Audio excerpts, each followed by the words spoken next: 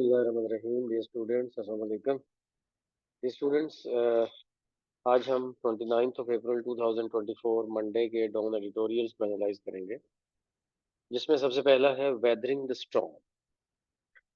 Weathering the storms में असल में क्लाइमेट चेंज के जो काफ़ी मैनिफेस्टेशंस हैं, उसके जो मज़ाहिर हैं, उस बारे में बात हो रही है।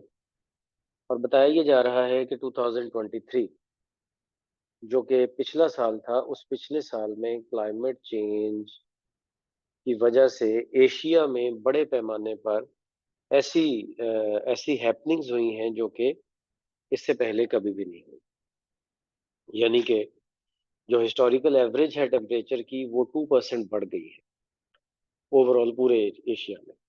और ये वर्ल्ड मेटीरियोलॉजिकल जो ऑर्गेनाइजेशन है, ये उसके मुताबिक ये एक ऑथेंटिक इंफॉर्मेशन है। और इस हवाले से हमारा एडिटर कह रहा है कि पाकिस्तान भी इस सारे पार्ट का प्रोसेस का पार्ट ही है, और पाकिस्तान भी इससे बाहर नहीं है। और पाकिस्तान में ये जो करंट स्पेल चल रहा है वेदर की सीवियर कंडीशंस का, और बहुत ज़्यादा बारिशें हो रही हैं, तो ये कभी भी इस तरह से नहीं हुआ कि अप्रैल के एंड और मई का स्टार्ट है, जो कि इंतहाई गर्मी के का टाइम होता है।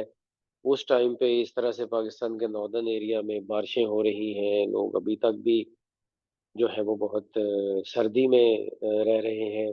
बारिशें बहुत ज़्यादा हो रही हैं। असल में जब एवरेज टेम्परेचर बढ़ता है, तो एवरेज टेम्परेचर बढ़ने से क्लाउड्स का जो एक पूरा सिस्टम है, वो डिस्टर्ब हो जाता है। और वो डिस्टर्ब होने से ग्लेशियर्स मेल्ट होना शुरू हो जाते हैं, जिसकी वजह से समटाइम्स ठंडक का एलिमेंट कुछ एरियाज में ज़्यादा हो जाता है और कुछ एरियाज में गर्मी बहुत ज़्यादा हो जाती है। यानी कि वेदर वेदर पैटर्न्स जो है ना, वो डिस्टर्ब होते हैं। वो एक स्मूथ वे में नहीं चलते कि गर्मी है तो गर्मियों में गर्मी होगी, सर्दियों में सर्दी होगी, इस तरह से नहीं चलते। क्लाइमेट चेंज कहते ही इसको है। तो इस मकसद के लिए हमारा एडिटर कहता है कि एनडीएम में जो है, नेशनल डिजास्टर मैनेजमेंट एजेंसी जो है, अथॉरिटी, उसको बहुत एक्टिव होने की जरूरत है, दो तरीके से।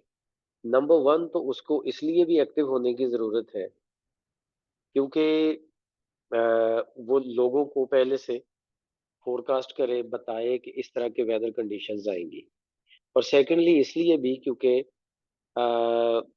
जब कोई खुदा न खास्ता कोई मसला आ जाए, कोई क्राइसिस आ जाए, कोई ऐसी सिचुएशन आ जाए कि जो तूफान या फ्लड्स वगैरह की सिचुएशन हो, तो फिर उसमें एनडीएम में अपने प्रॉपरली अपनी पूरी कैपेसिटी से काम कर सके। अब इस वक्त अगर देखा जाए तो एनडीएमए की कैपेसिटी बहुत कम है। इस कैपेसिटी को बढ़ाने की जरूरत है।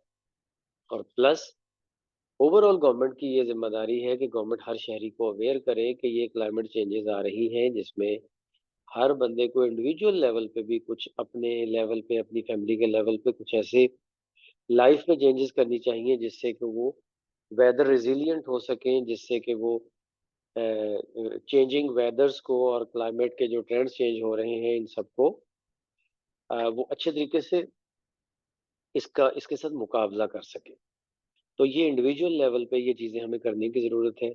बाकी गवर्नमेंट की भी ज़ाहिर है कि ज़िम्मेदारी है कि गवर्नमेंट लोगों को ट्रेन भी करे, और साथ-साथ जो अपनी ज़िम्मेदारियाँ हैं मैनेजमेंट के हवाले से, वो भी अदा करे।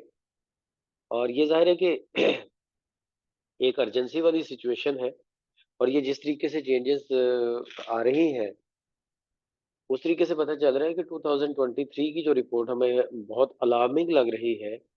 जब अगले साल हम 2024 की रिपोर्ट पढ़ रहे होंगे, तो वो और भी अलार्मिंग होगी। तो इसलिए पहले से हमें इन चीज़ों को ज़रा उस तरह से हमारी गवर्नमेंट को भी, लोगों को भी ओवरऑल, और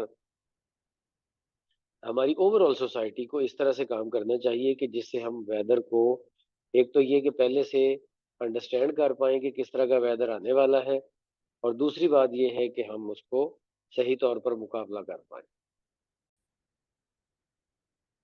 अब हम आते हैं इसके वर्ड्स की तरफ, जो कि लैंग्वेज बूस्टर की सीरीज में मैं आपको बताया करता हूँ कि कौन से नए वर्ड्स हैं जो आप अपनी वोकैबुलरी में ऐड करें। वैसे तो सारे ही आपको पढ़ने चाहिए, करने चाहिए, लेकिन ये जो स्पेशली मैं बताता हूँ, ये इसलिए ज़रूरी होते हैं कि आपकी ये मैं अपनी एक एक्सपर्ट ओपिनियन देता हूँ ताकि आप ये करते जाएँ तो आपकी राइटिंग में बहुत बड़ा एक चेंज आती जाएगी और आप अपनी राइटिंग में इनको यूज़ करें। ग्रैपल एक अच्छा वर्ड है, सामना करना। कैलेमिटी का वैसे आपको पता तो होगा ही, लेकिन कैलेमिटी बहरहाल आफ़त, मुसीबत, नेचुरल कैलेमिटीज़ के लिए ज़्यादातर ये यूज़ होता है कैलेमिटी। इसके बाद एम्प्लीफाई। एम्प्लीफाई का भी शायद आपको पता होगा, बढ़ा देना, किसी भी चीज़ के असर को बढ़ा देना, बहुत बड़ा कर देना, एम्प्लीफाई। इनेविटेबल भी मेरा ख़्याल आपको पता होगा, नागुज़ीर, बहुत ज़रूरी, जो अनअवॉइडेबल हो, जिससे इनकार नामुमकिन हो। इसके बाद हम चलते हैं अपने सेकंड एडिटोरियल पे, जो कि है अफ़गान रिपैट्रिएशन। अफ़गान रिपैट्रिएशन असल में अफ़गानिस्तान के जो लोग हैं, जो अफ़गानीज़ पाकिस्तान में आए, पिछले कुछ दिनों में भी इस हवाले से एडिटोरियल्स में बातें होती रहीं और आप लोगों से इसी प्लेटफ़ॉर्म से मैंने कुछ बातें शेयर की थी। तो अब ये दोबारा से उसी टॉपिक पे है।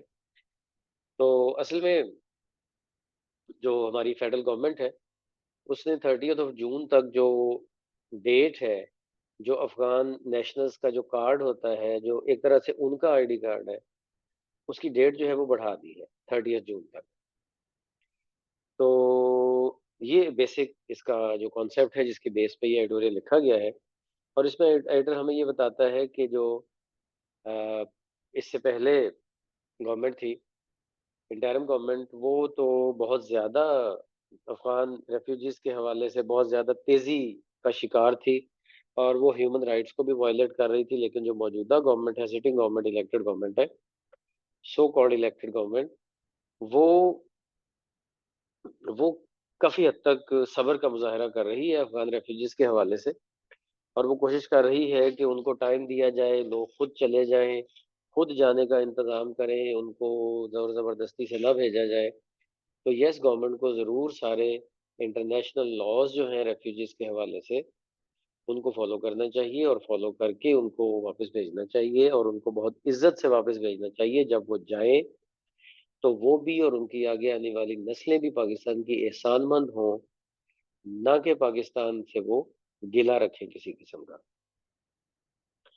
तो वैसे तो अगर देखा जाए, तो हमारे जो ये अफ़गान रेफ्यूजीज़ के हवाले से जितने भी इंटरनेशनल लॉज़ में जो चीज़ें मौजूद हैं, जो इंटरनेशनल लेवल पे जो ऑब्ज़र्व की जाती हैं, जिनको फ़ॉलो किया जाता है, वो नॉर्मली अब इस तरह से है कि उनको वापस जाना चाहिए, क्योंकि अब एक एक स्टेबल गवर्नमेंट उनके अपने कंट्री में आ चुकी है, तो अब उनको वापस जाना चाहिए।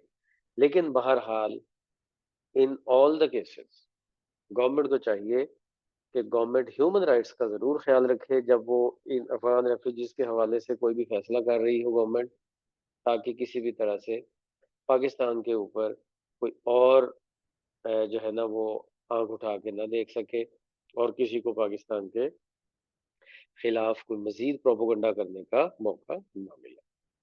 अच्छा, अब हम आते हैं कुछ ऐसे वर्ड्स जो कि आपकी वोकैब्युलरी में ऐड होने चाहिए। इसमें रिपैट्रिएशन तो शायद आपको पहले से पता हो, लेकिन बहरहाल वतन वापसी, ये रिपैट्रिएशन होता है। फिर उसके बाद है रिकॉल, याद करना, मतलब अपने ज़हन में लाना, याद करना किसी भी चीज़ को, गुज़रे हुए टाइम को, गुज़रे हुए वक़्त को।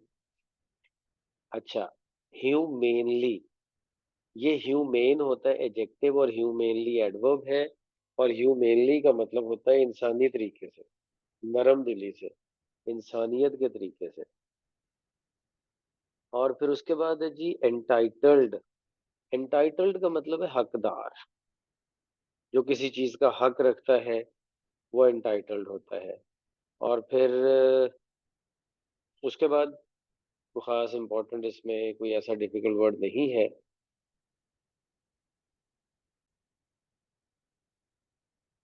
आगे चलते हैं अपने थर्ड एडिटोरियल में। और थर्ड एडिटोरियल है ट्राइंग हार्डर। ट्राइंग हार्डर के हवाले से। ये असल में पाकिस्तानी क्रिकेट के हवाले से है। और कहा यह जा रहा है कि पाकिस्तान न्यूजीलैंड में एक इंटरनेशनल सीरीज T20 मैचेस की खेलने के लिए 5 मैचेस की सीरीज खेलने के लिए गया। एक मैच तो बारिश की नजर हो गया, लेकिन 2 मैचेस पाकिस्तान ने जीत लिए, 2 न्यूजीलैंड ने जीत लिए। लेकिन न्यूजीलैंड की जो टीम थी वो जरा लो ग्रेड की टीम थी। उनकी जो बहुत टॉप की टीम थी वो नहीं थी।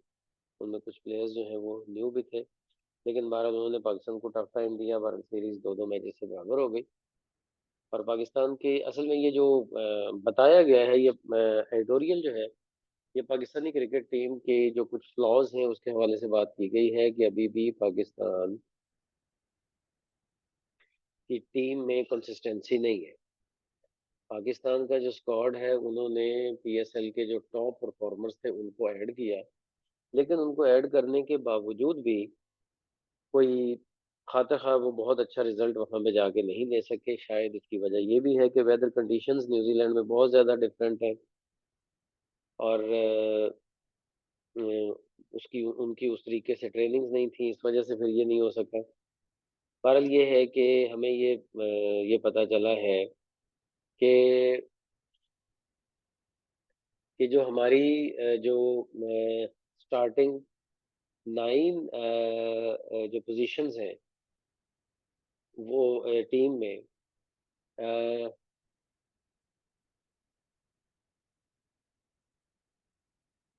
जी, तो मतलब हमारी जो टीम जो है उसमें काफ़ी ज़्यादा ऐसी अभी फ्लॉज मौजूद हैं कि जिनको टैकल करने की ज़रूरत है, जिनको टारगेट करने की ज़रूरत है।